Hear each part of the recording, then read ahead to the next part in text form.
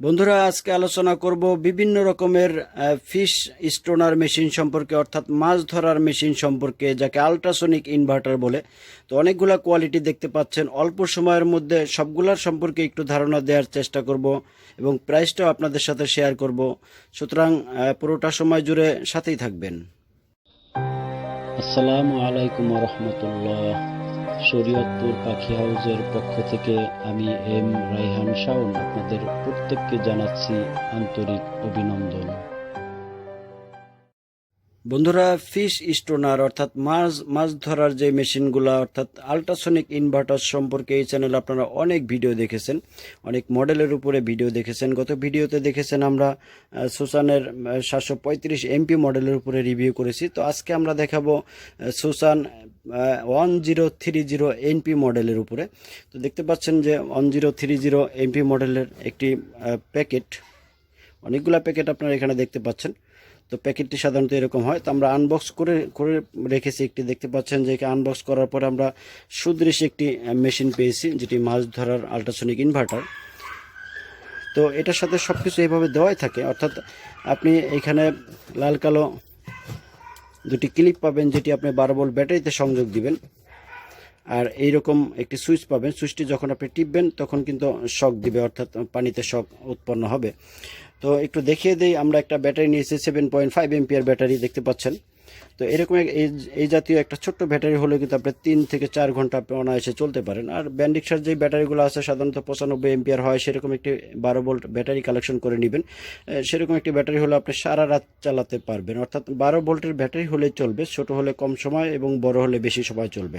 তো আমরা একটা লাইন দিই, দেখুন আমরা সংযোগ দিয়েছি, অর্থাৎ এর সাথে থাকা যে লাল কালো ক্লিপটি সেটা ব্যাটারি লালে লাল কালোতে কালো লাগিয়ে দিয়েছি। এটা খেয়াল রাখবেন যাতে উল্টাপাল্টা না হয়ে যায়। আর এই মেশিনের সাথেই যে সুইচটি পাবেন সেটি আপনি চাপলেই কিন্তু এইটি কয়েক সেকেন্ডের জন্য মারাত্মক একটি ভোল্টের শক দিবে, অর্থাৎ অনেক বেশি ওয়াট উৎপন্ন হবে। দেখুন একটা সুন্দর আওয়াজ হয়।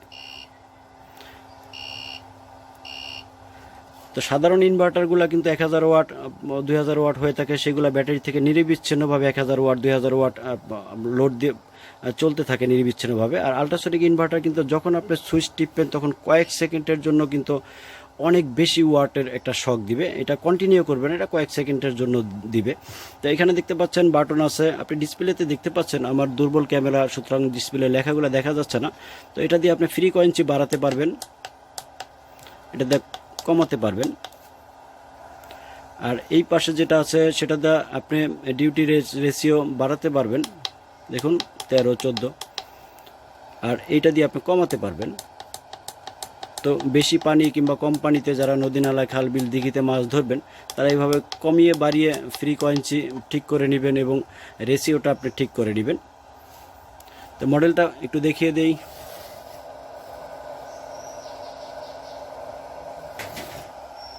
তো এই সিম্পলি কানেকশন, অর্থাৎ এটার সাথে সব কিছু দেওয়াই থাকে। আপনার দায়িত্ব হলো শুধু দুটি তার নেবেন, এরকম দুটি তার নেবেন।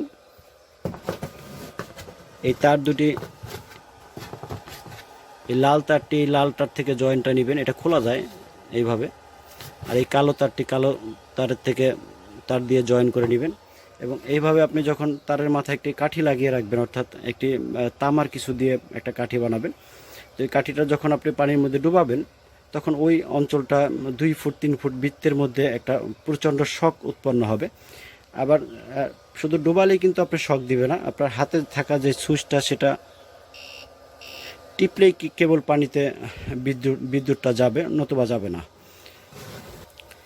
তো অনেকে বলেন যে এইভাবে মাছ ধরা মানবিক কিনা। তা আমি তাদের প্রশ্ন করি, বড়শি দিয়ে যখন মাছ ধরে মাছটা যখন মাছের মুখে আটকে যায়, সেইটা খোলার জন্য আর যতক্ষণ ধরে থাকে বড়শিতে কি পরিমাণ কষ্টটা পায়।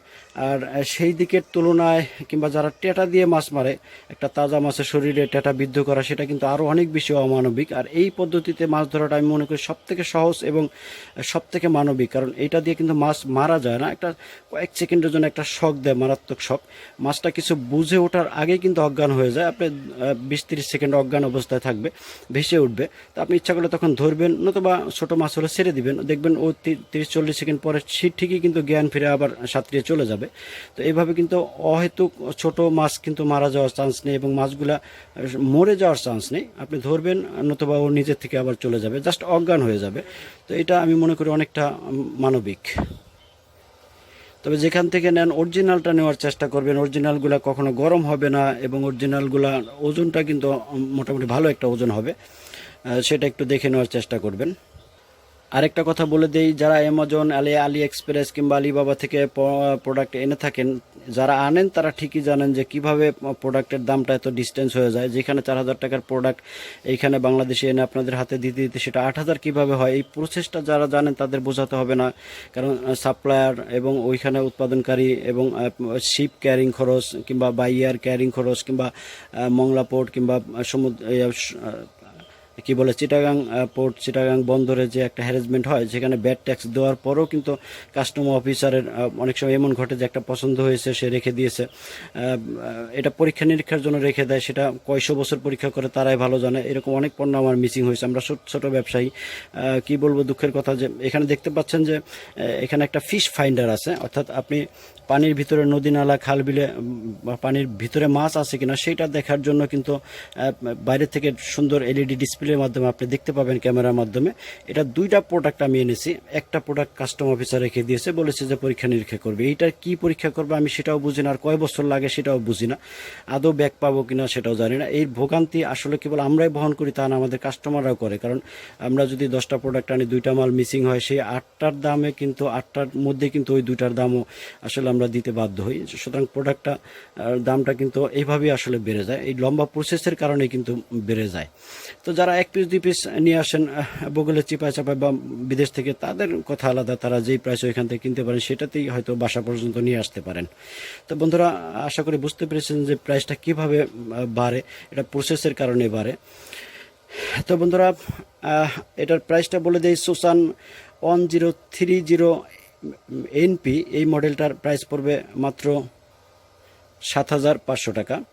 অর্থাৎ আগের ভিডিওতে আপনারা দেখেছেন যে SUSAN-1030NP এইটার প্রাইস আমরা নির্ধারণ করেছি 4500 টাকা, এবং আজকে যেটা রিভিউ করলাম যেটা SUSAN-735MP অর্থাৎ 735MP, এইটার প্রাইস পড়বে 7500 টাকা। এবং যথারীতি আগের ভিডিওতে আপনারা দেখেছেন মাছ ধরার আল্ট্রাসনিক 68000 ওয়াট ইনভার্টার, সেটা প্রাইস যথারীতি 9500 টাকা। এটা এখন মিসিং আছে, আগামী মঙ্গলবার পর্যন্ত হাতে চলে আসবে। আশা করি সেইটারও আবার নতুন করে রিভিউ আপনারা পাবেন। তো প্রোডাক্টটি পছন্দ হলে ডিসক্রিপশনে নাম্বার দেওয়া থাকবে এবং স্ক্রিনের নাম্বার দেওয়া থাকবে, আপনারা যোগাযোগ করতে পারেন। বাংলাদেশের যে কোনো প্রান্ত থেকে আপনারা নক করতে পারেন। জাস্ট সামথিং কিছু অ্যাডভান্স করবেন, বাকি টাকা এবং কুরিয়ার খরচ আপনার জেলায় পণ্য হাতে পেয়ে সেখানে পরিশোধ করে দিলেই চলবে। তো বন্ধুরা, ইনভার্টারটি এখনও চলতেছে, আমরা এটাকে অফ করে দিই। জাস্ট এইভাবে আপনারা